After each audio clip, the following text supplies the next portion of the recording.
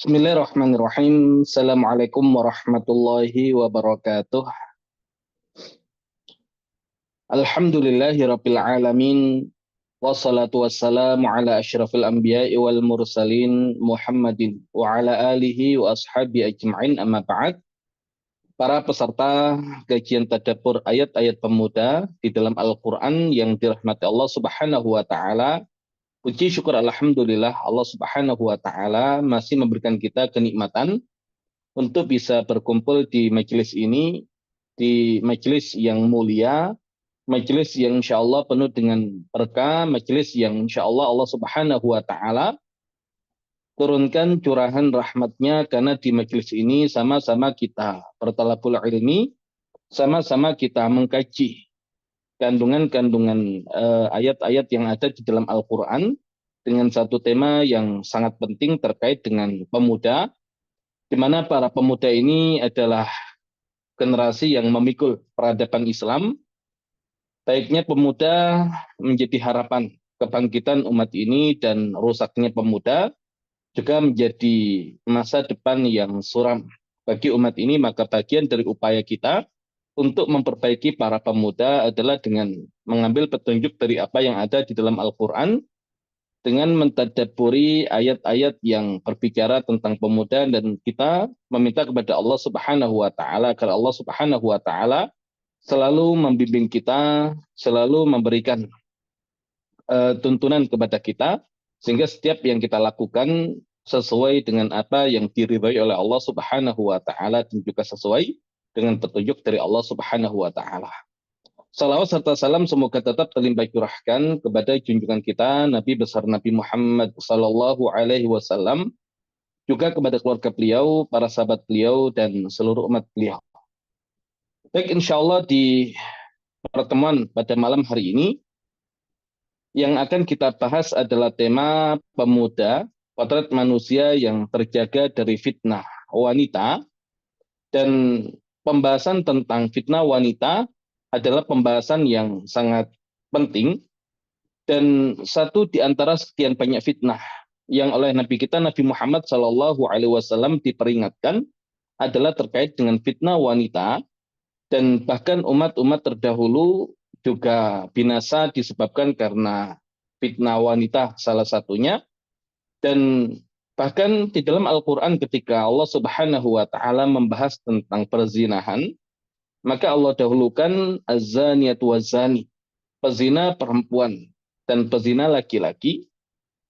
Berbeda dengan pembahasan tentang pencurian, di mana Allah Subhanahu wa Ta'ala dahulukan as-sariqu was-sariqatu, pencuri laki-laki dan pencuri perempuan. Untuk tema perzinahan ternyata yang paling dominan adalah perempuan, sehingga Allah Subhanahu wa Ta'ala tempatkan perempuan atau wanita di bagian awal sebelum membahas tentang para pezina laki-laki. Ya, maka ini satu fitnah yang besar, satu fitnah yang memang perlu diperhatikan dan diberi perhatian secara khusus, terlebih berkaitan dengan para pemuda yang kebanyakan hari ini, dan kita selalu memohon perlindungan kepada Allah Subhanahu wa Ta'ala agar menjaga ya para pemuda kita dari hal-hal yang demikian. Dan insya Allah yang menjadi contoh untuk kita bahas adalah seorang yang bahkan Allah Subhanahu wa Ta'ala berikan ketampanan yang luar biasa. Bahkan Nabi kita Nabi Muhammad Shallallahu Alaihi Wasallam ketika beliau Isra dan Mi'raj, kemudian Allah Subhanahu wa Ta'ala pertemukan dengan Nabi Yusuf alaihissalam di langit yang ketiga, maka beliau memberikan komentar terkait dengan Nabi Yusuf. Allah berikan setengah dari ketampanan. Ya, ketampanan yang luar biasa, ketampanan yang bahkan nantinya menjadikan para wanita memotong-motong tangan mereka tanpa merasa telah menyakiti tangannya, ya, karena saking tampannya Nabi Yusuf alaihissalam yang mereka lihat. Dan hari ini Allah Subhanahu wa Ta'ala memberikan fisik kita sesuai dengan apa yang menjadi kebutuhan kita. Ya, jadi fisik kita di dunia dia bersifat sementara, adapun nanti fisik kita di akhirat dia bersifat selamanya. Makanya setiap bagian yang Allah berikan kepada umat manusia di dunia adalah balaan, adalah ujian, dan apa yang nanti Allah berikan kepada umat manusia di akhirat adalah jazaan, termasuk juga fisik. Dan Allah itu tahu apa yang menjadi kebutuhan kita, walaupun terkadang apa yang menjadi kebutuhan kita bukan keinginan kita. Mungkin di antara kita ada yang meminta agar diberi ketampanan seperti tampannya Nabi Yusuf. Namun belum tentu ketampanan fisik itu menjadi satu kenikmatan, ya manakala memang Allah tahu itu bukan yang paling dibutuhkan. Maka fisik kita sesuai dengan kemampuan dan kapasitas kita di dalam menjaga amanah dari Allah, sudah kita syukuri. Ya kita syukuri, adapun berharap fisik yang tampan, yang cantik nanti ya di akhirat di surganya Allah Subhanahu wa taala. Karena bisa jadi ketika Allah Subhanahu wa taala memberikan fisik yang kurang tampan atau kurang cantik, maka di situ cara Allah menjaga agar manusia itu tidak terjerumus ke dalam perbuatan dosa. Ya karena fisik yang tidak tampan, yang tidak cantik menjadikan mereka tidak punya peluang lebih untuk berbuat kemaksiatan dengan mengandalkan ketampanan dan kecantikan fisiknya. Nah, maka ketika Allah Subhanahu wa taala bukan ketampanan lebih, berikan kecantikan lebih, belum tentu itu menjadi sesuatu yang terbaik. Ya bisa jadi justru akan menimbulkan dan menjerumuskan ke dalam perbuatan dosa karena tidak sanggup menjaga diri dari hal-hal yang demikian. Ya maka syukuri apapun yang Allah berikan terkait dengan kondisi fisik kita, ya namun beramal soleh yang banyak karena dengan amal soleh itu nanti menjadi penentu fisik kita di akhirat di surganya Allah Subhanahu wa taala. Pun dengan ketampanan fisik yang luar biasa belum tentu hidup itu penuh dengan ketenangan, ya dan bahkan yang ada ketidakenakan itu lebih banyak daripada enaknya. Ya kecuali kalau tadi memperturutkan untuk melakukan perbuatan dosa ya mungkin fine-fine saja. Tapi kalau menjadi pribadi yang soleh, yang taat, yang tidak mau terjerumus ke dalam perbuatan dosa, terkadang fisik yang terlalu tampan itu menjadi ujian. Ya dan lihat Nabi Yusuf alaihissalam mengalami ujian yang luar biasa. Salah satu faktornya adalah ketampanan fisik yang Allah Subhanahu wa taala berikan kepada beliau, yang seandainya diberikan kepada manusia biasa belum tentu sanggup menjaga amanah yang besar itu terkait dengan ketampanan fisik.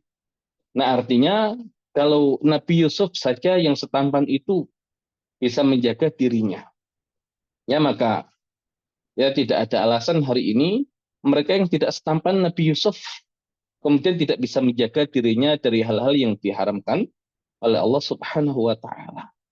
Ya Nabi Yusuf lebih tampan. Baik. Nah, ayat yang akan kita kaji, ayat yang akan kita bahas adalah surat Yusuf ayat yang ke-23. Di mana ketika Nabi Yusuf alaihissalam eh, ya nanti digoda oleh istri Al-Aziz, istri dari penguasa Mesir, istri dari salah seorang pembesar Mesir yang Nabi Yusuf tinggal di rumah tersebut. Dan kalau kita lihat ayatnya, Allah Subhanahu wa taala berfirman, "Wa rawadathu allati huwa fi baitiha 'an nafsihi." Dan dia, ya istrinya Al-Aziz, menggoda Yusuf, ya menggoda Yusuf. Jadi dia wanita yang Nabi Yusuf tinggal di rumahnya, menggoda Yusuf untuk menundukkan ya dirinya. Dan ya nanti kalau kita kaji, ya betapa peluang Nabi Yusuf alaihissalam untuk melakukan perbuatan yang dilarang oleh Allah sangat terbuka lebar. Ya, namun justru Nabi Yusuf alaihissalam sanggup menjaga dirinya untuk tidak terjerumus ke dalam perbuatan dosa yang berkaitan dengan fitnah wanita. Nah, namun kalau kita turun, ya pembahasannya di ayat yang ke-30, Nah, setelah kejadian itu sudah terjadi. Ya, setelah kejadian itu sudah terjadi, maka ada obrolan dari para wanita, ya, dari para wanita Mesir. Wa qala niswatun fil Madinah, dan berkata para wanita yang ada di Madinah, di kota, ya, kota yang ada di Mesir saat itu, mereka mengatakan imra'atul aziz turawidu fataha an nafsi. Istri Al-Aziz itu menggoda pemudanya, ya, menggoda pemudanya. Ya, kenapa tidak dikatakan turawidu khadimaha atau abdaha, menggoda pelayannya, menggoda budaknya bahkan. Ya, karena Nabi Yusuf dibeli oleh suaminya. Ya, tapi dikatakan oleh para wanita itu fataha. Dan yang ingin disampaikan oleh Allah Subhanahu wa taala adalah ketika Nabi Yusuf alaihissalam saat digoda oleh istri Al-Aziz, usianya adalah fatah. Ya, usianya adalah pemuda yang masih dekat dengan usia baliknya, ya, sehingga ya masih kuat-kuatnya, ya masih eh, ya sangat bergejolak apa yang ada dalam dirinya, ya, namun ternyata sanggup untuk menghadapi fitnah yang sangat besar, yaitu fitnah wanita. Nah, dikatakan turawidu fataha an nafsi qad syaghafa hubba, sungguh dia telah dimapuk, ya, kepayang. Inna lanaraha fi dhalalim mubin, sesungguhnya kami melihat dia di dalam kesesatan yang nyata. Nah, di sini dimunculkan kata fata, yang ini menjadi bahasan kita. Ya, ayat-ayat pemuda di dalam Al-Quran. Ya, Nabi Ibrahim dikatakan fata. Kemudian Ashabul Kahfi fityah. Kemudian Yusha bin Nun, ya, juga fata. Dan sekarang Nabi Yusuf alaihissalam, ya, saat berhasil untuk menjaga dirinya dari perbuatan dosa yang berkaitan dengan fitnah wanita, juga berusia fatah.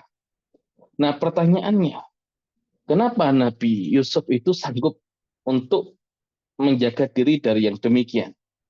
Nah, kita mundur lagi, ya, ke pembahasan bagaimana Nabi Yusuf alaihissalam disiapkan oleh sang ayah, ya, disiapkan oleh sang ayah yang di situ menjadikan Nabi Yusuf punya kualitas yang luar biasa, dan ini harusnya menjadi inspirasi bagi kita, menjadi panduan bagi kita untuk menyiapkan generasi yang hebat seperti Nabi Yusuf alaihissalam. Karena kehebatan Nabi Yusuf itu bukan sekedar sanggup menahan diri dari fitnah wanita, ada poin-poin yang lain yang menjadikan Nabi Yusuf itu begitu luar biasa. Yang menjadikan Nabi Yusuf itu begitu, ya, begitu luar biasa.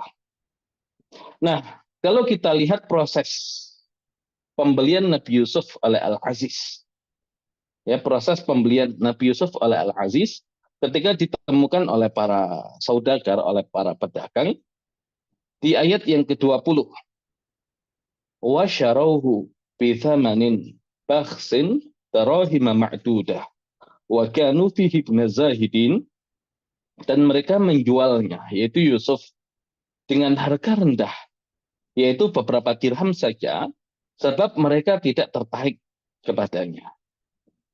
Ya, jadi wa kanu fihi zahidin, ya, sebab mereka tidak tertarik kepadanya. Kemudian di ayat yang ke-21, wa qala alladzi ishtarahu min Misr, dan berkata seseorang yang telah memberinya di Mesir, ya, dari Mesir, limro'atihi, kepada istrinya, akrimi mathwa. Uh, ya, dan memang ada masalah antara laki-laki dan istrinya ini, ya, sehingga Allah Subhanahu wa taala membahasakan dengan limro'atihi, tidak li zaujihi, tapi limro'atihi. Dan imro'ah itu berarti belum bisa menjadi pasangan yang sepenuhnya, ya, belum bisa menjadi pasangan yang sepenuhnya, ya, tapi kalau zauj itu bisa menjadi pasangan yang sepenuhnya. Nah, kata Al-Aziz ini agrimi mathwah, agrimi mathwah, muliakan dia, asa yanfa'ana au nattakhidahu walada, mudah-mudahan dia bermanfaat bagi kita atau kita pungut dia sebagai, ya, sebagai anak. Kadzalika makkanna liyusuf fil ard. Ya, jadi Allah kemudian menegaskan setelah peristiwa itu, dan demikianlah kami memberikan kedudukan yang baik kepada Yusuf, yang memberikan tamkin kepada Yusuf fil ardi, di negeri Mesir, ya, di muka bumi, walinu'allimahu min ta'wilil ahadits, dan agar kami ajarkan kepadanya takwil mimpi, wallahu ghalibun ala amrihi, dan Allah itu berkuasa terhadap urusannya, walakin aktsarana la ya'lamun, akan tetapi kebanyakan manusia tidak mengetahui. Dan di ayat yang ke-22, walamma balagha asyuddahu atainahu hukma wa ilma, dan ketika dia telah cukup dewasa, kami berikan kepadanya kekuasaan dan ilmu, wa kadzalika najzil muhsinin. Demikianlah kami memberi balasan kepada orang-orang yang berbuat baik. Nah, di sini yang perlu kita garis bawahi, alasan Allah Subhanahu wa taala memberikan semua itu kepada Nabi Yusuf alaihissalam adalah di penghujung ayat yang ke-22. Wa kadzalika najzil muhsinin. Dan yang demikian itu adalah kami memberikan balasan kepada orang-orang yang muhsin, orang-orang yang berbuat baik. Ya, jadi level Nabi Yusuf alaihissalam adalah seseorang yang sudah sampai di makom ihsan. Ya, dan makom ihsan itu makom yang tertinggi di dalam beragama. Ya, sebagaimana ditanyakan oleh Jibril alaihissalam ketika datang kepada Nabi Muhammad Shallallahu Alaihi Wasallam dan bertanya, ya Muhammad, akhbirni anil Islam. Wahai Muhammad, kabarkan kepadaku tentang Islam. Dijawab oleh Nabi Muhammad Shallallahu Alaihi Wasallam. Kemudian dia bertanya lagi, ya Muhammad, akhbirni anil iman. Wahai Muhammad, kabarkan kepadaku tentang iman. Ya, dijawab oleh Nabi Muhammad Shallallahu Alaihi Wasallam. Kemudian ditanya lagi oleh Jibril, ya Muhammad, akhbirni anil ihsan. Wahai Muhammad, kabarkan kepadaku tentang ihsan. Dan apa jawaban Nabi? Anta'budallah ka'annaka tarahu, fa'illam takun tarahu, fa'innahu yaraka. Hendaklah kamu beribadah kepada Allah seolah-olah kamu melihatnya, dan jika kamu tidak melihatnya, maka sesungguhnya dia melihatmu. Dan ini tingkatan yang tertinggi di dalam beragama. Ya, Islam, iman, kemudian ihsan. Dan seseorang yang sampai makom ihsan itu seolah dia bisa melepaskan dirinya dari unsur keduniaan yang ada bagi dia hanya Allah Subhanahu wa taala. Ya, dia sudah tidak lagi butuh pandangan manusia, yang menjadi fokus perhatian dia adalah Allah Subhanahu wa taala. Nah, termasuk orang ihsan ini ketika berbuat baik, motivasinya bukan ingin dipuji oleh manusia, ingin mendapatkan kedudukan di tengah-tengah manusia, tapi yang ada adalah sebagai persembahan dia kepada Allah, wa ahsin kama ahsanallahu ilaik. Dan berbuat ihsanlah seperti Allah telah ihsan kepadamu. Jadi mereka yang sampai makom ihsan itu bisa merasakan ihsannya Allah, maka dia mencoba untuk membalas kebaikan Allah. Ya, dengan cara apa? Dengan cara hanya fokus untuk mencari ridha Allah dan tidak peduli lagi anggapan manusia. Ya, tidak peduli lagi anggapan manusia. Nah, sehingga ketika dia berbuat baik kepada hamba-hamba Allah, pada makhluk Allah, sudah motivasinya karena hubungan dia dengan Allah Subhanahu wa taala. Baik. Jadi Nabi Yusuf alaihissalam ya ternyata sudah sampai makom ihsan. Nah, ini rahasia. Jadi kalau kemudian kita buat tema pemuda, potret manusia yang terjaga dari fitnah wanita. Enggak, hari ini banyak pemuda kok yang jatuh pada fitnah wanita. Ya, kebanyakan seperti itu. Nah, maka apa maksud dari tema yang kita angkat? Ya, memang kebanyakan manusia begitu. Kenapa? Karena mereka tidak mengikuti petunjuk Al-Quran. Seandainya mereka mengikuti petunjuk Al-Quran, maka pemuda yang dihasilkan adalah pemuda yang sesuai dengan standar Al-Quran. Dan seperti apa sih pemuda yang sesuai dengan standar Al-Quran?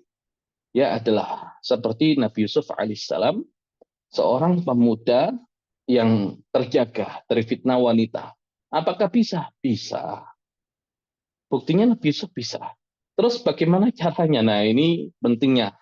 Ya, kemudian kita masuk ke cara bagaimana kita bisa seperti Nabi Yusuf untuk menjaga diri kita ya agar tidak jatuh pada fitnah wanita. Dan ternyata Nabi Yusuf alaihissalam bisa menjaga diri sampai seperti itu karena makomnya sudah sampai makom ihsan. Nah, berarti bagaimana kita menyiapkan para santri kita, anak-anak kita, para pemuda kita untuk sampai di tingkatan ihsan. Ya, Islam sudah harus selesai. Ya, Islam sudah harus selesai. Ya, makanya kalau bahasan Islam itu tidak syirik, nah itu biasa. Ya, harus lebih tinggi. Walaupun itu sangat penting, penting sekali. Ya, kalau syirik selesai agamanya. Tapi kalau sekedar tidak syirik, nah itu standar yang masih sangat dasar sekali. Ya, sehingga ada yang menafsirkan Islam itu ya kalau la ilaha illallah, ya la ilaha illallah. Dimaknai dengan Islam, ya berarti la ma'bud illallah. Tidak ada yang disembah selain Allah. Berarti dia tidak syirik.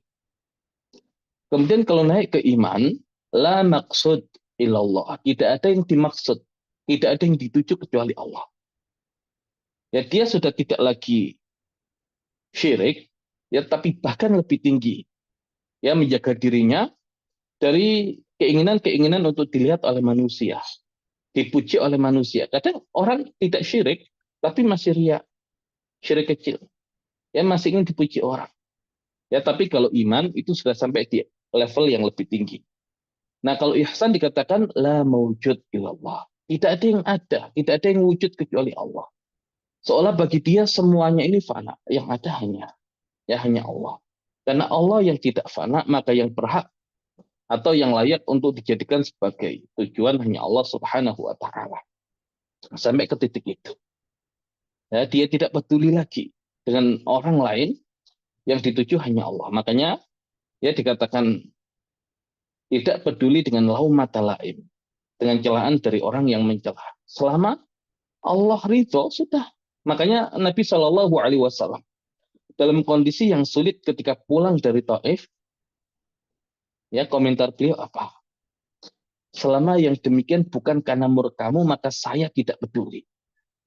Ya mau dimusuhi orang satu bumi gak ada masalah. Asal ini bukan karena murkamu, fala ubali. Maka saya tidak peduli. Jadi yang dituju hanya Allah Subhanahu Wa Taala. Nah sehingga kalau Nabi Yusuf sampai ke makom ihsan, ya berarti memang ya ini konsep pendidikannya. Sejak awal ditanamkan keimanan. Ya ditanamkan keimanan.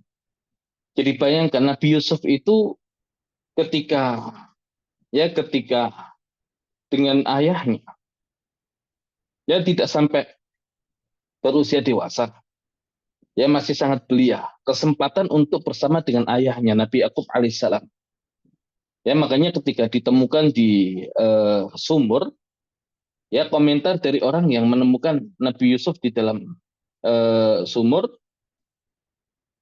ya mereka menyebut Nabi Yusuf dengan hulam. Ya mereka menyebut Nabi Yusuf alaihissalam dengan hulam. Ya busyra hadza hulam. Ya masih sangat kecil. Ya di bawah fatah. Nah, kenapa bisa sampai demikian? Nah, ini juga menjadi pelajaran. Tidak selamanya orang tua itu bisa membersamai anak.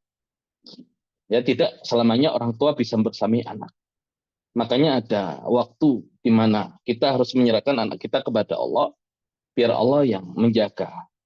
Nah, ada kalanya memang sudah kita lepas agar ya dia nanti dijaga oleh Allah. Ya, misalkan ketika sudah waktunya masuk ke pondok misalkan. Selama ketika bersama kita kuatkan imannya, kita didik dengan maksimal, insya Allah dia mewarnai, tidak diwarnai. Ya, tapi bahkan ketika kita tidak siap, tapi ternyata harus berpisah dengan anak-anak kita, seperti Nabi Yakub yang terpisah dari Nabi Yusuf, tapi ketika sudah dibekali dengan keimanan yang kuat, ya insya Allah Allah yang menjaga. Ya Allah yang menjaga dan dia tidak terwarnai, bahkan mewarnai. Bayangkan Nabi Yusuf. Ya, seorang anak kecil tinggal di Mesir yang agama penduduk Mesir itu kafir, tapi Allah jaga tetap pada keimanannya, tetap pada kefitrahannya, bahkan ke depannya menjadi nabi dan mewarnai masyarakat Mesir menjadi masyarakat yang beriman.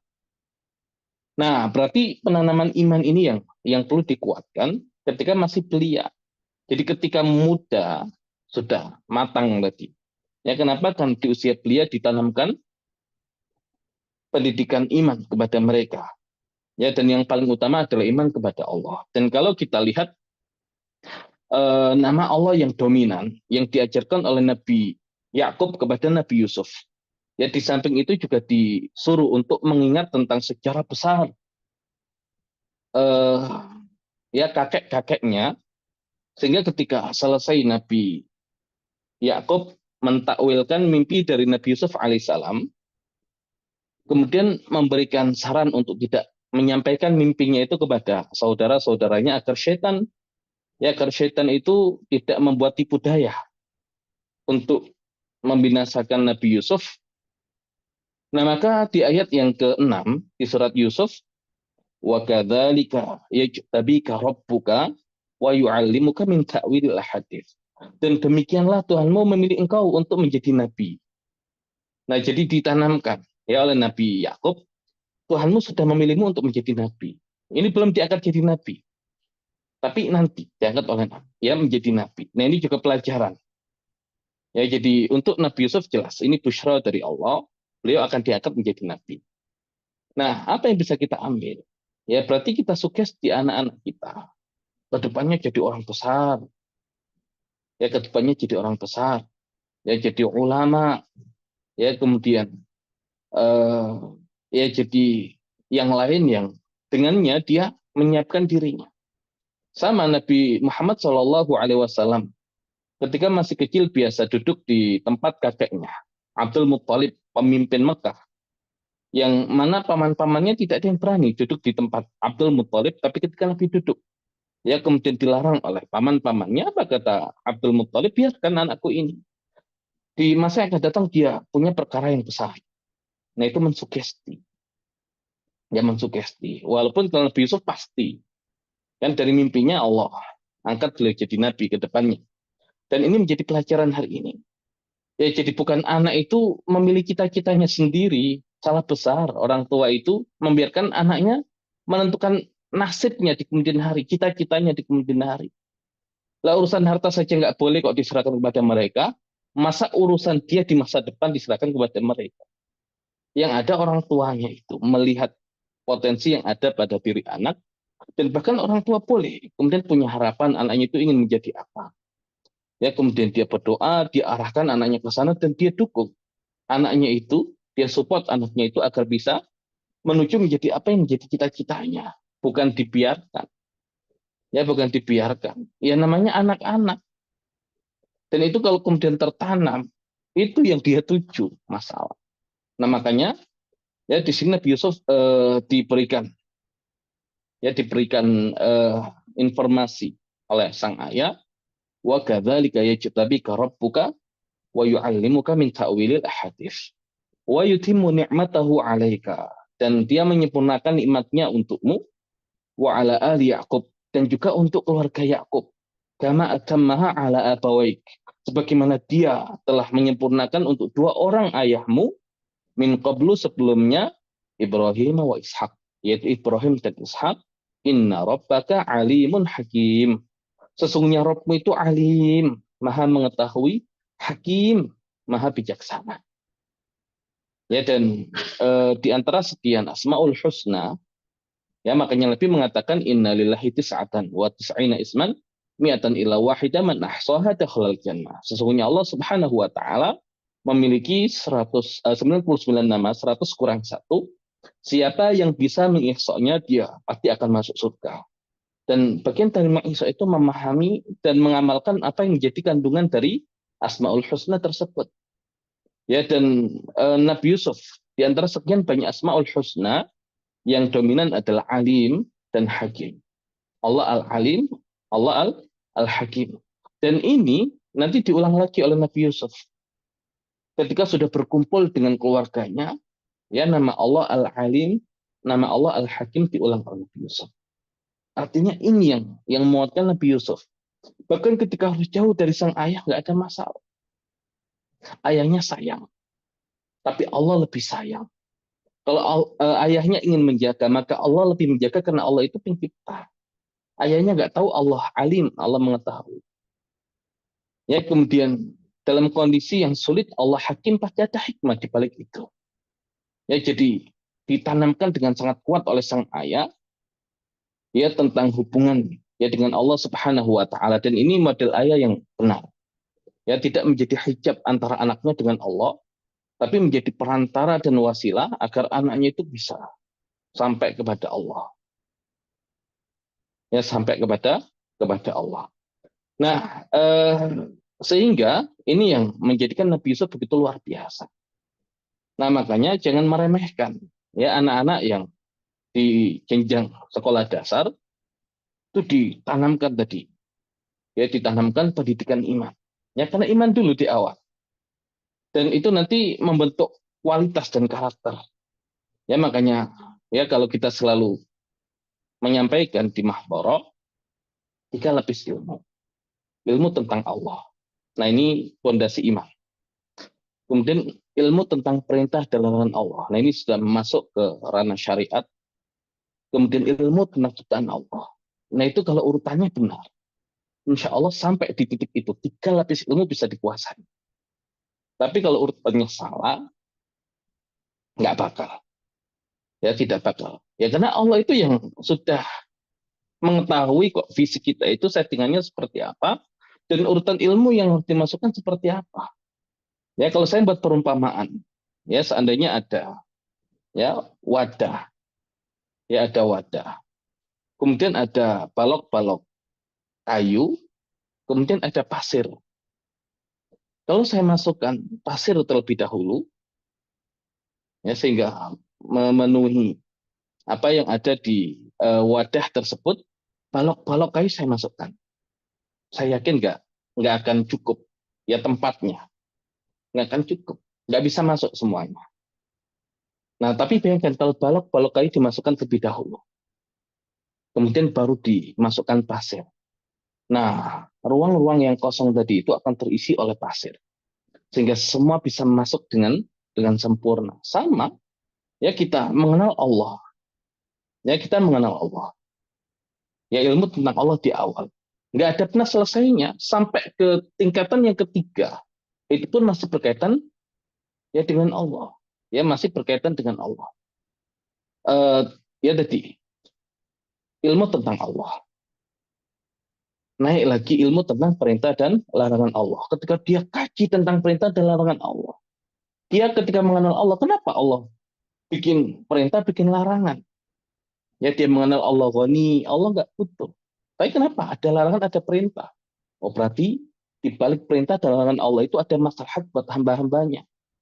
Dan ketika dia jalankan itu, dia merasakan ya luar biasa. Ya, dia tidak merasa syariat Islam itu menjadi pengekang kemerdekaan dia, yang ada ini penjagaan dari Allah. Ya, jangankan aturan dari Allah, misalkan adanya lampu merah dibuat untuk menjaga pengendara agar tidak ditabrak oleh pengendara yang lain.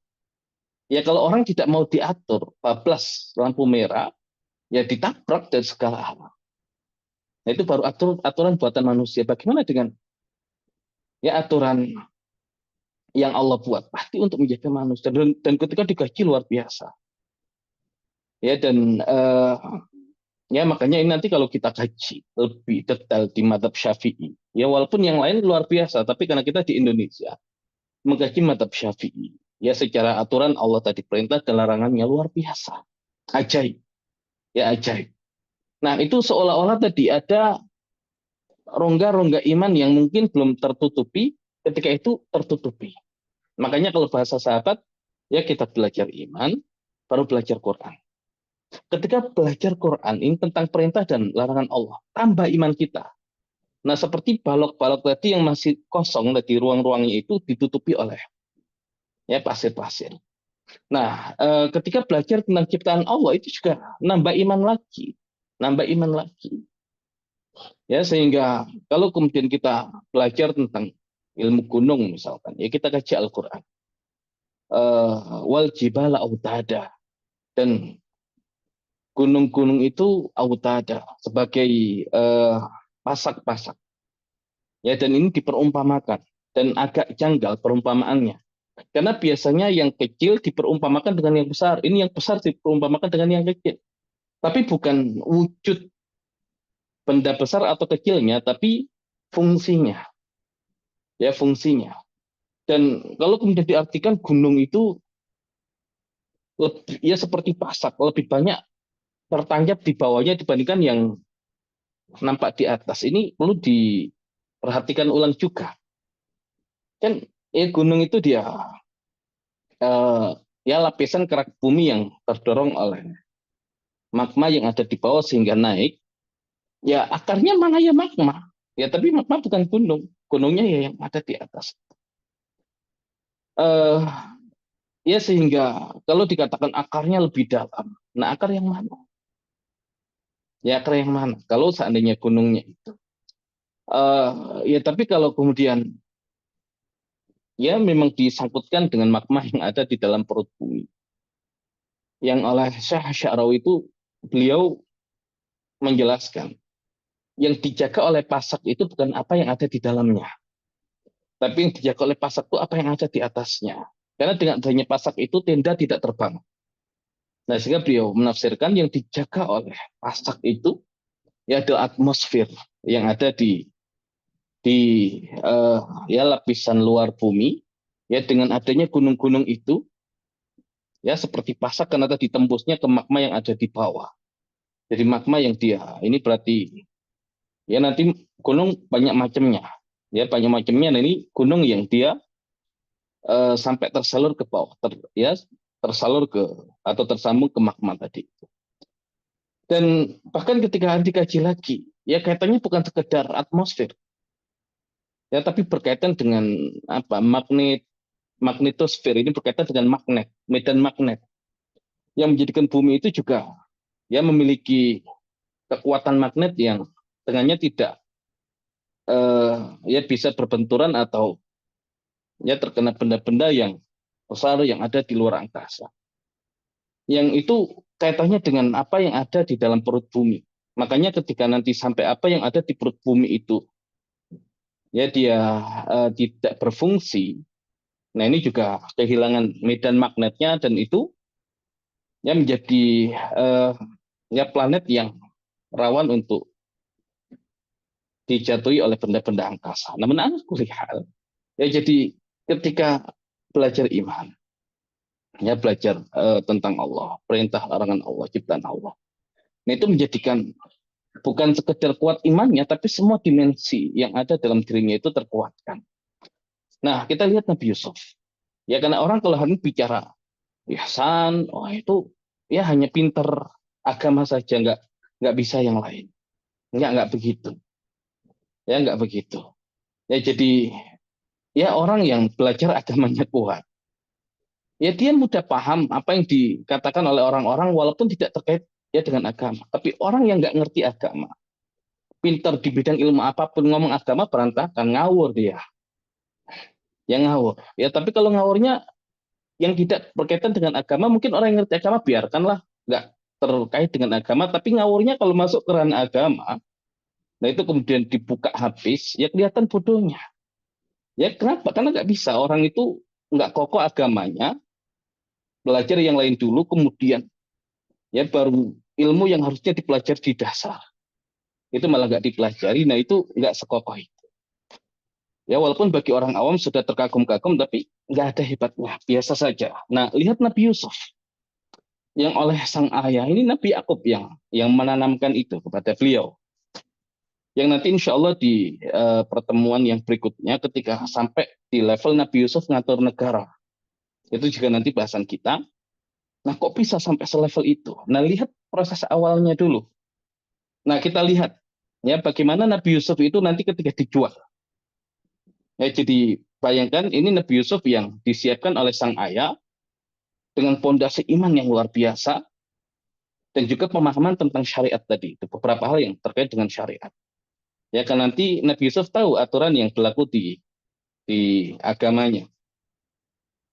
Nah, ditemukan tadi oleh para pedagang yang lewat, kemudian dijual. Kalau kita lihat terjemahannya kan nggak terasa gitu loh. Kalau kita lihat terjemahannya, tadi dikatakan, dan mereka menjual Yusuf itu dengan harga rendah. Bithamanin bakhs. Darahima ma'dudah, yaitu beberapa dirham saja. Kenapa begitu? Wa kanu fihi minazahidin. Ya sebab mereka tidak tertarik kepadanya. Murah. Enggak, Nabi Yusuf enggak murah, mahal. Nah makanya ini kalau kita, ya kita tidak kokoh tadi, ya ilmu agamanya. Ya makanya kenapa Al-Quran hari ini nggak banyak kebuka. Ilmu tentang Allahnya nggak kuat. Ilmu tentang perintah dan larangan Allahnya nggak kuat juga. Masuk ke ilmu tentang ciptaan Allah. Belajar ilmu apapun, balik ke Al-Quran nggak keluar apa-apa. Dia nggak keluar apa-apa. Tapi kalau tadi, proses belajarnya benar. Apakah Al-Quran kitab sejarah? Enggak. Al-Quran kitab petunjuk. Tapi ya di dalam Al-Quran itu ada informasi sejarah yang dengannya itu ya bisa menjadi acuan dari informasi yang ada, bahkan menjadi koreksi atas sejarah yang beredar. Nah ini ada yang mempertanyakan, kok Nabi Yusuf itu dijual? Ya dijual dengan beberapa dirham. Belum ada dirham saat itu. Ya belum ada mata uang dirham. Ya karena mata uang dirham itu baru nanti diperkenalkan ya di masa-masa setelahnya. Nah berarti Al-Quran tidak akurat dong. Ketika mengatakan Nabi Yusuf itu dijual dengan mata uang dirham. Ya beberapa dirham. Nah sehingga di agama Yahudi, ya di kitab mereka, nah ini menunjukkan kalau kitab mereka pun sudah mengalami perubahan. Dikatakan dijualnya itu dengan beberapa shekel, ya mata uang orang-orang Yahudi. Ya ini malah ngarang lagi. Sejak kapan ada mata uang itu? Ya gara-gara tadi mereka mungkin ya merasa kalau dirham itu nggak benar, informasinya nggak benar. Ya mungkin mereka lupa tadi. Ya tapi justru malah fatal. Ya dikatakan darohim. Nah ini kalau kita kaji di dalam Al-Quran, ya untuk mata uang, ya mata uang yang terbuat dari perak itu kan ada dirham yang biasa kita kenal, dan kemarin terakhir pembahasan kita tentang Ashabul Kahfi yang ketika mereka menyuruh temannya ya pergi untuk membeli makanan, fab'atsu ahadakum biwariqikum hadhihi, maka utuslah salah seorang di antara kalian dengan membawa wariqikum, ya berarti ada nisbat kepada kum, ya berarti mata uang saat itu. Nah warik itu mata uang yang terbuat dari perak. Dirham umumnya kita juga mengenal mata uang yang terbuat dari perak. Tapi Al-Quran membedakan antara dirham dengan warik. Ya, dan Ashabul Kahfi, walaupun ulama berbeda pendapat secara masa, tapi mayoritas berpendapat ini masa setelah Nabi Isa alaihissalam. Ya, masa setelah Nabi Isa alaihissalam. Dikatakan warik. Ini dikatakan darohim, jamak dari dirham. Ya, jamak dari dirham. Nah, Nabi Muhammad SAW di dalam hadis ketika membahas tentang nisab emas dan perak, kadang menggunakan kata warik. Ya, maksudnya adalah uang yang terbuat dari perak. Nah, ala kulihal. Nah, apakah salah Al-Quran? Tidak. Ya, karena ketika nanti didalami kata darohim yang dia jamak dari dirham, ya ternyata dirham itu ya dia penamaan terhadap uang, tapi tidak harus sentuhannya itu uang yang terbuat dari perak, yang itu nanti ya kita kenal hari ini menjadi dirham yang populer di masa itu oleh satu bangsa besar yang kemudian tersebar. Ya ditelusuri kata dirham itu berasal dari bahasa Yunani. Ya kan nanti memang ada beberapa bahasa yang diserap. Nah ini dibahas di usul fikih. Ya apakah ada bahasa di luar bahasa Arab yang masuk ke dalam Al-Quran? Padahal Al-Quran dikatakan inna anzalnahu Qur'anan Arabiyyan. Ya umumnya ulama mengatakan nggak ada. Tapi yang luar pun ketika sudah diarabkan, maka dia bagian dari bahasa Arab. Nah, dirham yang dikatakan ya berasal dari bahasa Yunani drachma yang nanti terus beredar sehingga ya identik dengan kata dirham walaupun akhirnya bergeser pemanaannya menjadi mata uang yang terbuat dari perak. Tapi awalnya enggak, dia uang secara umum ya berasal dari bahasa Yunani dan dikatakan drachma itu ya lebih kepada uang yang ukurannya itu digenggam. Jadi satu drachma itu satu dirham itu ya jadi uang itu dipegang begini digenggam. Nah itu satu dirham. Ya jadi kata dirham itu tidak merujuk kepada terbuat dari emas atau peraknya. Ya tapi lebih kepada ukuran yang tadi ya digenggam begitu. Nah, adapun warik, maka kemungkinan besar ini yang dirham kita hari ini bahasa Al-Qur'annya itu warik. Dan itu pun dipakai oleh Nabi Shallallahu Alaihi Wasallam. Ya jadi tidak salah Al-Quran. Oh dia mukjizat kok dia dari Allah. Nggak mungkin salah. Nah, sehingga kalau kita dapati, oh berarti Nabi Yusuf itu dijual. Ya bayangkan, ini yang beli Nabi Yusuf itu bukan orang biasa. Yang beli itu Al-Aziz. Ya, yang beli itu Al-Aziz. Nggak sembarangan. Ini Al-Aziz penguasa Mesir. Ya, penguasa Mesir. Yang beli Al-Aziz. Bukan orang sembarangan. Ya, jadi semurah-murahnya Nabi Yusuf itu nggak bisa dibeli oleh orang sembarangan. Yang bisa beli siapa? Al-Aziz. Ya insya Allah besok kita terangkan apa sih kriteria Al-Aziz itu. Dan Nabi Yusuf nanti jadi Al-Aziz juga. Nah, kata ma'dudah. Ma'dudah itu pensifatan.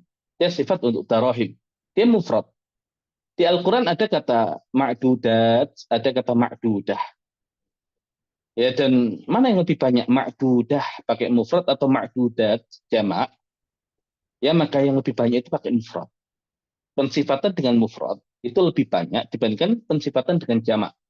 Kenapa? Karena kalau jamak muannas salim maksimal hanya 10. Ya jamul qillah dia 3 sampai 10. Kalau mufrad dia lebih. Makanya kalau kita belajar bahasa Arab angka itu kalau di atas 10, 11 dan sampai 1000 itu mufrad. Ya misalkan ahada asyara qalaman. Ya, kolamnya mufrad. Nanti 100, mi'atu qalamin, mufrad. 1000 alfu qalamin, mufrad. Ya, tapi kalau tiga, ya salah satu aqlamin jamak, berarti mufrad itu di atas 10. Nah, makanya Nabi Yusuf itu dibeli, yang belinya itu cara bayarnya ini digenggam begitu, bahasa Jawanya itu dikerau begitu uangnya, nggak pakai dihitung satu persatu. Ya langsung diambil begitu. Nah, berapa kali ngasihnya? Yang pasti nggak 10, di atas 10. Bisa 11, bisa 1000 genggaman, bahkan lebih. Wallahu a'lam. Ya, makanya dikatakan darahima ma'dudah. Jadi murah untuk Al-Aziz. Nggak kebeli oleh orang biasa. Ya, karena berarti harga aslinya gimana gitu loh. Mahal banget. Nah, yang bisa melihat itu, ya terlihat gitu loh. Kualitas Nabi Yusuf yang jual murah, tapi murahnya segitu. Yang beli mau karena merasa ini murah banget gitu loh. Jadi membeli uang tinggal digenggam, dikasih lebih dari 10 kali, murah. Nah sebanyak apa? Ya sebanyak apa? Nah kok bisa Nabi Yusuf punya kualitas yang seperti itu? Nah karena pondasi ilmunya ditanam oleh sang ayah tadi, ilmu tentang Allah, ilmu tentang perintah Allah. Tinggal lapis ketiga ilmu tentang ciptaan Allah. Nah ini nanti diajari oleh Aziz.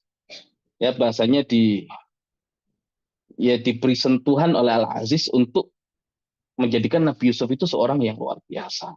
Makanya ketika pulang-pulang itu ya bilang ke istrinya, akrimi matua, muliakan urusannya. Ya penuhi semua kebutuhannya, asa ayan fa'ana. Semoga dia bermanfaat untuk kita, atau bahkan aunat takhidahu walada, atau kita jadikan anak. Nah ini luar biasa Nabi Yusuf. Yang nanti kalau kita kaitkan gitu ya, tadi wa kadzalika najzil muhsinin. Dan yang demikian itu karena kita memberikan balasan kepada orang-orang yang muhsin ihsan. Nah, Nabi Yusuf mungkin ihsannya belum yang kemudian bagi-bagi uang begitu. Ya ihsan dari dalam dulu. Jadi ihsan hubungan dengan Allah, walaupun nanti perilakunya juga ihsan. Jadi selalu berbuat baik itu, kan hari ini orang dikatakan muhsin itu dermawan. Nggak harus dermawan dalam artian ngasih dan bagi-bagi uang, nggak harus. Ya tapi sampai ke level ihsan sehingga semua perilakunya itu ihsan. Nah itu ini luar biasa. Ya jadi mereka yang sudah terinstal iman di dalam dirinya. Ya ketika mau dinaikkan belajar ilmu apapun gampang. Makanya para ulama kita dahulu mau belajar ilmu apapun gampang, gampang. Ya tapi kalau dibalik hari ini nggak bisa. Orang nggak ngerti agama, ya belajarnya ilmu umum tiba-tiba bicara Al-Quran, bicara hadis, ya dan hal-hal yang berkaitan dengan syariat. Nggak bisa, ngasal pasti. Ya ngasal. Nah, itu beda dengan sebaliknya kalau urutannya begitu. Makanya fikhul awlawiyat tadi, ya urutan. Ya fikih di dalam prioritas, skala prioritas ada urutannya. Nah, ini Nabi Yusuf begitu. Baik, ini insya Allah nanti kita dalami ketika melihat kemampuan Nabi Yusuf bahkan nanti mengatur negeri Mesir. Itu kondisinya kacau, luar biasa. Selesai di tangan Nabi Yusuf. Nah, sekarang kita lebih menyorot kepada sisi yang lain. Ya, sisi yang lain ini tampan, cerdas, ya soleh luar biasa. Nah, digoda oleh si wanita dan bahkan wanita ini menjadi penguasa rumah fi baitiha. Lihat pengaruh wanita ini. Padahal itu rumah suaminya. Tapi ya Al-Quran menisbatkan fi baitiha. Saking pengaruh dia di dalam rumahnya luar biasa. Wa ghallaqatil abwab. Dia tutup ya semua pintu. Ya, siapa namanya wallahu a'lam. Ya makanya Zulaikha itu bukan berasal dari hadis ya sehingga tidak bisa kita yakini namanya Zulaikha. Ya, jangan-jangan Zulaikha itu wanita yang lain yang soleha, tapi justru dipinjam untuk menyebutkan wanita ini. Allah alam. Ya, artinya Al-Quran tidak menyebut, Nabi tidak menyebut suka. Ya, sehingga nanti dikatakan, karena dia masih punya rasa malu ketika bermaksiat kepada Allah. Dia tutup semua pintu. Tapi dia lupa satu pintu yang menghadap kepada Allah. Allah pasti tahu. Nah, tapi kan dia masih punya rasa malu, Allah jaga tidak sebut namanya. Tapi ketika Abu Lahab itu terang-terangan menghina Nabi di hadapan halayak umum, langsung disebut tabat yada abi lahabin watab. Ya disebut namanya. Ya tapi Allah masih tutup ini nama wanita ini. Sehingga nggak perlu kita cari-cari siapa namanya. Ya terlebih nanti pembahasan apakah dia menikah dengan Nabi Yusuf. Ya Israiliyat. Ya tidak bisa kita jadikan acuan dan bahkan justru kalau kita dalami Al-Quran nggak begitu harusnya. Baik, waqala tahitalak. Ya qala ma'adallah. Innahu rabbi ahsana mathwaya. Kalau kita lihat di sini, dan dia menutup pintu-pintu. Lalu berkata, marilah mendekat kepadaku. Yusuf berkata, aku berlindung kepada Allah, sungguh Tuanku. Nah ini kalau kita hanya menerjemahkan secara bahasa. Robbi secara umum bisa artinya Tuhan untuk orang-orang Mesir. Robbi. Ya, tapi Robbi untuk Nabi Yusuf yakin itu digunakan untuk Tuhan. Jangan-jangan Tuhan. Makanya ini pentingnya kita. Di dalam Al-Quran itu ada istilah yang dia identik dengan seseorang. Nah ini pentingnya mengkaji Al-Quran ya dengan membedakan istilah-istilah itu. Makanya kalau orang Mesir mengatakan Robi itu mungkin Tuhan maksudnya. Tapi kalau Nabi Yusuf kok Robi diartikan Tuhan, ini agak rancu. Ya apakah salah ya tidak juga mungkin ada kemungkinan ihtimal di situ. Tapi kalau kita mendalami kisah Nabi Yusuf harusnya nggak begitu. Sama ketika nanti misalkan ulama itu berbeda pendapat tentang kisah burung hudhud. Ini yang mengatakan ini siapa hudhud atau langsung Allah ya memberikan komentar. Ya nanti ulama mengatakan enggak ini hudhud karena dari sisi bahasa ini masih bahasa hudhud. Termasuk bangsa jin itu juga punya istilah khusus sehingga ketika ada ayat bunyinya apa, nah ini bangsa jin. Nah, jadi masing-masing punya istilah. Nah, ini ketika dikatakan ketika ma'adzallah, aku berlindung kepada Allah. Innahu Rabbi, sesungguhnya dia adalah Tuanku. Nah ini secara bahasa juga janggal karena tidak ada pembahasan, ya tidak ada pembahasan tentang Tuhan, yang ada ma'adallah, Allah, innahu harusnya kembali kepada Allah. Ya tapi nah ini terjemahan salah satu tafsir. Ya sesungguhnya Tuanku sudah baik kepadaku. Nah kalau gara-gara Tuannya baik, nggak mau berbuat zina dengan istrinya, ya bukan ihsan yang begitu, bukan muhsin. Yaitu masih balas budi kepada orang. Niatnya bukan karena Allah. Nggak dapat pahala sama sekali, dan bahkan buruk yang begitu. Dan nggak mungkin. Ya berarti kalau digoda yang lain yang bukan istri tuannya, mau dong. Nah harusnya mau. Kalau kemudian kita mengartikan begitu. Enggak, tapi ini ya kalau kita jeli, ma'adallah, aku berlindung kepada Allah, innahu rabbi. Ya sesungguhnya dia Rabbku, yaitu Allah, ahsana mathwai. Sudah ihsan kepadaku. Maka kalau Allah ihsan, ya aku ihsan kepada Allah. Nah ini makanya kenapa ada wa kadzalika najzil muhsinin. Nah makanya kisah itu tadi harus dipahami dengan benar. Faqsusil qasasul alam yatafakkarun. Kisahkan kisah-kisah itu agar mereka berpikir. Ya jadi harus kita pikir. Inna fi qasasihim ibratun liulil albab. Sesungguhnya dalam kisah mereka ada ibrah, tapi liulil albab. Baik. Nah dikatakan innahu la yuflihu dzalimun. Sesungguhnya orang yang zalim itu tidak akan beruntung. Nah, bayangkan Nabi Yusuf yang ngajak wanita. Ya, yang ngajak wanita. Kalau yang ngajak laki-laki, apa yang ngajak laki-laki, belum tentu wanitanya mau. Tapi kalau yang ngajak wanita, ya yang ngajak wanita, ya maka kadang yang nggak kepikiran jadi kepikiran. Ya mumpung diajak lagi itu. Kalau orang nggak kuat imannya. Ya tapi kalau laki-laki yang ngajak, belum tentu perempuannya mau. Makanya zina itu yang paling pengaruh itu perempuan. Laki-lakinya mau, perempuannya nggak mau, nggak jadi. Laki-lakinya nggak mau, perempuannya mau, bisa jadi. Nah ini yang ngajakin perempuan. Satu. Kemudian perempuan ini cantiknya luar biasa. Dari mana nanti kita simpulkan cantik? Ketika ketahuan oleh suaminya, ya ketahuan oleh suaminya, nanti di ayat yang eh, ke-29. Yusufu a'rid an hadha. Yusuf, lupakanlah masalah ini. Wastaghfir li dzambik. Ya dan ya wahai istriku, mohon ampun terhadap dosamu. Lah, ini Al-Aziz, penguasa Mesir, dikhianati istrinya sampai tadi ngajak orang lain berzina, hanya disuruh mohon ampun atas dosanya. Nggak kurang wanita kok. Harusnya kan dia ceraikan istrinya, dia cari wanita yang lain. Dia kalau mau nyari wanita sebanyak apapun gampang. Orang-orang di Al-Aziz kok, hartanya banyak, penguasa di Mesir. Nah, ini nanti konsep yang lain lagi. Laki-laki itu kalau sudah sangat cinta, itu hilang logikanya. Ya hilang logikanya. Yang ada adalah ya bucin. Ya, eh, sampai begitu. Ya, sampai begitu. Jadi kalau sampai begitu, berarti bagaimana kondisi istrinya? Oh, cantik luar biasa. Ini sampai Al-Aziz saja begitu kok. Sangat bucin terhadap istrinya. Sudah salah nggak diceraikan. Padahal dia penguasa. Nah gitu. Ya, yang goda wanita, yang goda cantik. Berikutnya Nabi Yusuf itu jauh dari keluarga.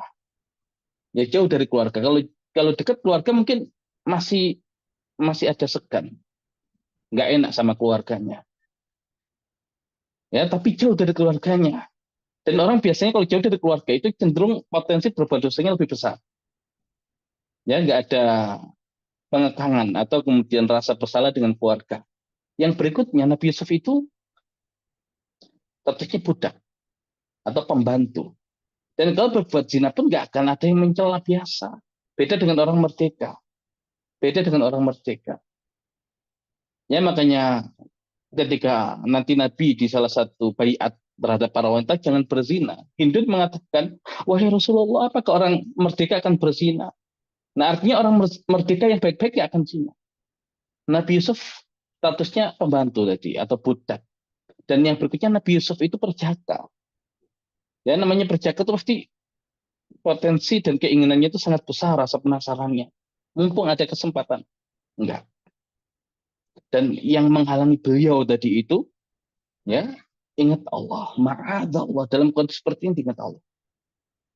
Dan yang diingat, innahu rabbi ahsana maswaya. Sesungguhnya dia Rabbku. Ini bukan Tuhanku, bukan balas budi terhadap Tuhan. Ya, dengan ayahnya saja tadi bisa melewati untuk tidak terhijab dan langsung terhubung dengan Allah. Apalagi sekedar Tuhan gitu loh. Enggak, ini innahu rabbi kembali kepada Allah. Nah, kemudian di ayat yang ke-29, walaqad hammat bihi, dan sungguh perempuan itu telah berkehendak kepada Yusuf. Ada ada keinginan. Wahamma biha, dan Yusuf pun ada keinginan terhadap perempuan itu, laula arra'a burhan rabbi. Sekiranya tidak melihat burhan dari Rabbnya. Nah, ini Israiliyat ya, parahnya, dan kadang dinukil oleh orang-orang di kita. Ya, jadi katakan Nabi Yusuf itu ada keinginan berzina juga. Lain Nabi Yusuf Nabi loh, maksum. Nabi itu sebelum jadi Nabi maksum. Ya, bahkan dikatakan Nabi Yusuf itu ya sudah sampai tadi berada di atas perempuan itu. Berarti kan sudah ingin berzina, tapi karena melihat burhan dari Robnya nggak jadi. Nah, ini ucapan yang tidak layak. Ya, dikatakan oleh orang yang punya iman dan ilmu, menisbatkan itu kepada Nabi Yusuf itu Israiliyat nggak mungkin. Ya nggak mungkin. Ya, dan ada yang kemudian mengatakan laula arra'a burhan rabbi, burhan Robnya itu Nabi Yusuf melihat gambaran bapaknya itu Israiliyat. Yang kemudian menggigit jari-jarinya merasa menyesal segala macam kecewa dengan Nabi Yusuf. Lah kalau begitu masih karena makhluk bukan ihsan. Ya kalau Nabi Yusuf meninggalkan itu karena faktor bapaknya. Teringat bapaknya itu bukan ihsan. Itu masih pandangan makhluk, pandangan manusia. Sudah tidak di level itu Nabi Yusuf. Nah makanya asal ngambil Israiliyat parah, merusak. Ya apalagi ditarik ke konsep pendidikan dikatakan ya ini konsep dari Al-Qur'an. Nah ini masalah. Ya dan wahamma biha laula ar'a burhana rabbi. Ini nanti dikaji cara bahasa. Dan Nabi Yusuf pun ada keinginan terhadap perempuan itu sekiranya tidak melihat burhan dari Rabbnya. Ya tidak melihat burhan dari Rabbnya. Nah, Nabi Yusuf melihat burhan nggak melihat. Karena Nabi Yusuf melihat burhan maka nggak ada keinginan berzina dengan perempuan itu. Jadi maksudnya begitu. Ya, jadi karena melihat burhan dari Rabbnya nggak ada keinginan untuk berbuat zina. Nah, ada yang kemudian enggak, ini wahamma berarti harus ada keinginan. Tapi keinginannya tidak berzina tapi menikahi. Nah, akhirnya nanti ada bahasa Nabi Yusuf menikah dengan perempuan itu. Gara-gara nyambungnya ke sini. Dan lebih parah lagi tadi ada hamnya dulu. Baru ketika sudah ingin berzina, lihat wajah ayahnya segala macam. Itu ngawur sekali. Yang ngawur sekali. Dan sangat menghinakan kemuliaan Nabi semulia Nabi Yusuf. Nah, terus bagaimana kita memahami yang demikian? Artinya Nabi Yusuf itu enggak, ya tidak ada keinginan sama sekali. Nah, tidak ada keinginan di sini. Faktornya apakah nggak ada rasa terhadap perempuan? Ya ada. Namanya laki-laki ada rasa terhadap perempuan. Tapi kenapa tidak ada keinginan terhadap perempuan itu untuk berzina? Nah, karena iman tadi itu.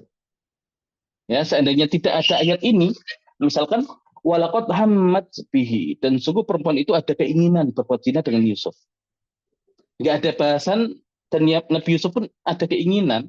Oh, jangan-jangan Nabi Yusuf ini memang nggak punya rasa terhadap perempuan. Nah, sama tadi orang yang nggak berzina karena memang nggak ada rasa terhadap perempuan itu nggak berpahala. Beda dengan orang yang ada rasa, tapi menjaga dirinya karena faktor imannya. Nah, ini ya makanya kalau untuk selain Nabi mungkin ya kisah yang diabadikan oleh Nabi SAW, satu di antara tiga orang yang terjebak di dalam gua itu kan sudah berada di atas perempuan, diingatkan ittaqillah nggak jadi. Itu mungkin karena dia bukan Nabi, tapi ini Nabi, jangan disamakan. Ya Israel itu pasti tujuannya itu merusak citra Nabi. Akhirnya baik, tapi nggak baik sama sekali racun itu semua.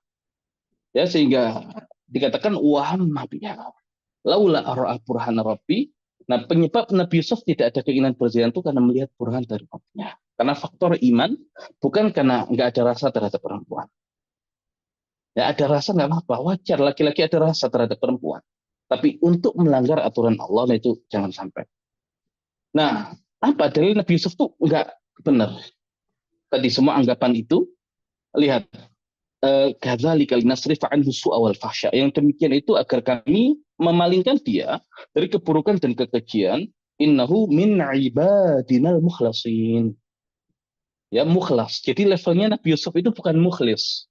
Mukhlas. Mukhlas itu di atas mukhlis. Jadi orang yang selalu memurnikan perbuatan dia karena Allah. Mukhlis, mukhlis, mukhlis, mukhlis, mukhlis.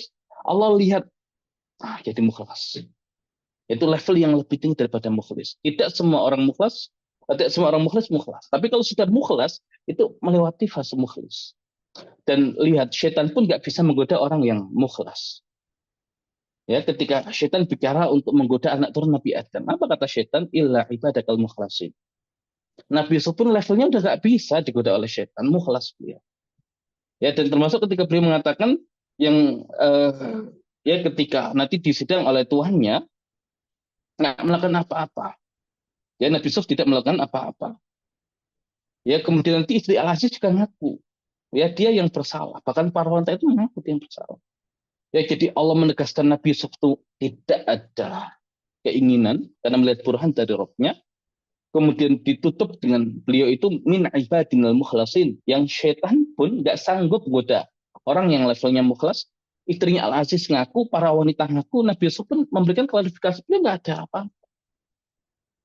Nah, ini sehebat itu.